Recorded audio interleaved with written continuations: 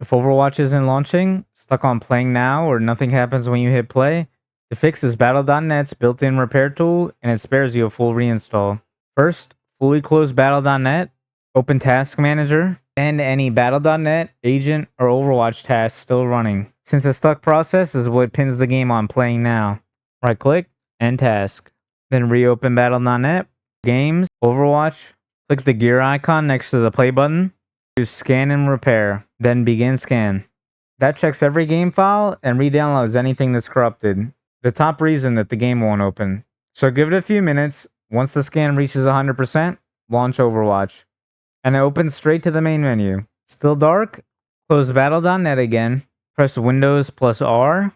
Type %, program data, %. And delete the Blizzard Entertainment folder. Don't worry, your games and saves stay put.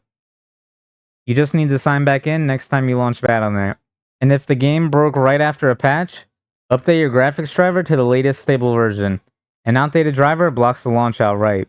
Once that's done, Overwatch launches normally and drops you on the main menu. No reinstall needed. If this helped, let me know in the comments below.